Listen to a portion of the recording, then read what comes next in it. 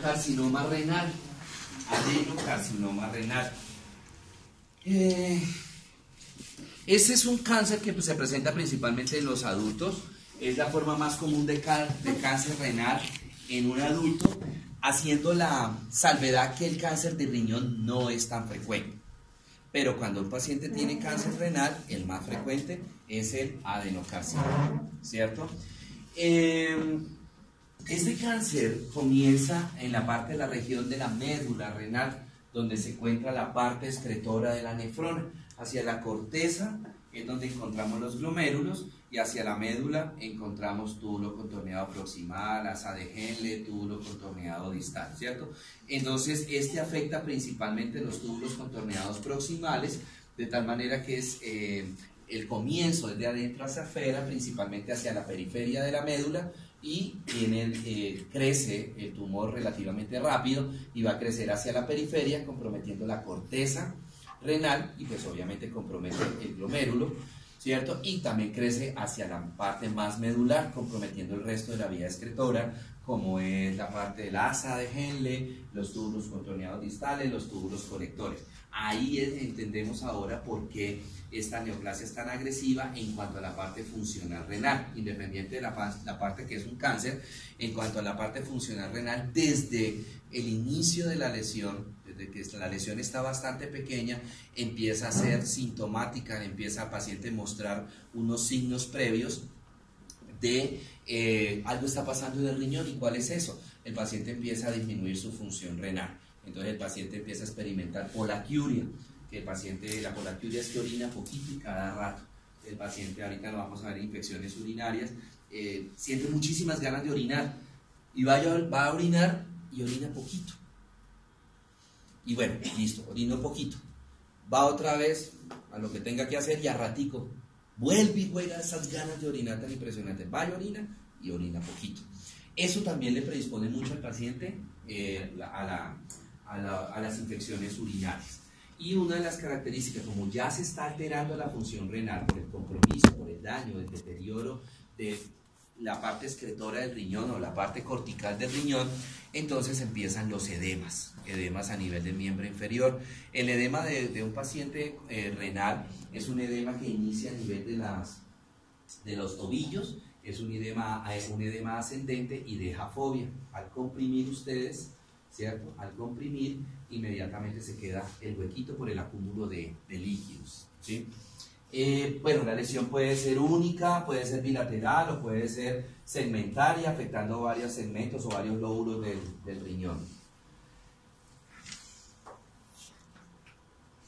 Se inicia como una masa sólida única. Inicialmente la lesión es sólida, tiene un componente graso, empieza hacia la parte de la región medular a comprometer la parte adiposa, ¿cierto? Entonces empieza como una lesión sólida amarilla, por así decirlo, y en la medida que se va expandiendo, ya sea hacia la periferia, es decir, hacia la corteza o hacia el resto de la región medular, entonces la lesión tiende a hacerse quística, se va tornando quística la lesión. Dentro del quiste, en la medida que se va por dentro ahuecando, entonces el tejido que estaba en el interior de esa lesión sólida, entonces empieza a haber hemorragia. Entonces en esto, dentro del quiste hay un contenido hemorrágico. Al hacer, por ejemplo, las eco, entonces se ve la lesión quística y se ven como niveles hidroaéreos, se ven lesiones, algún contenido líquido dentro del quiste y una parte que está llena de aire, ¿sí?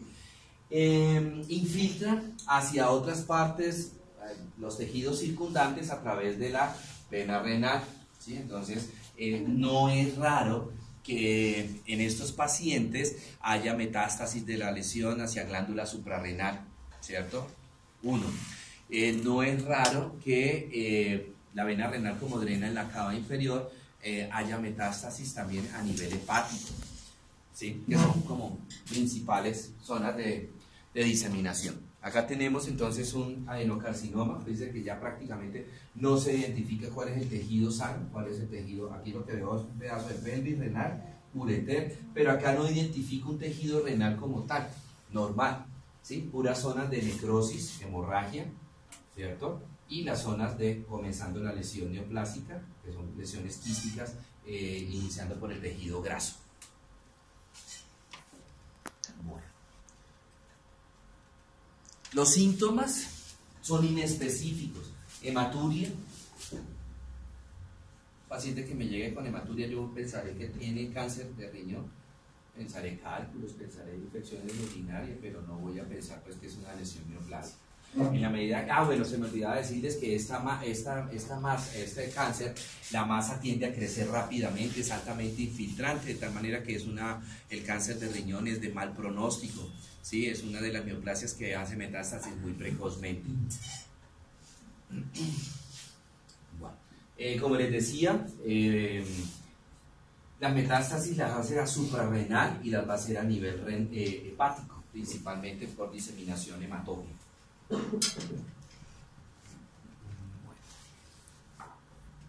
También las metástasis las puede ser hacia pulmón, pero ya en menor proporción. Y el otro cáncer maligno es el nefroblastoma. Es el mismo adenocarcinoma, pero ese se presenta en los niños.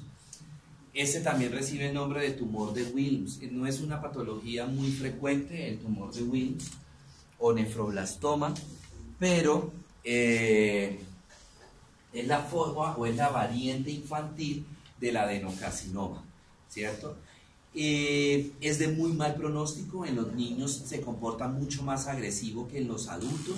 El crecimiento, la infiltración y las metástasis se producen rápidamente en estos pacientes.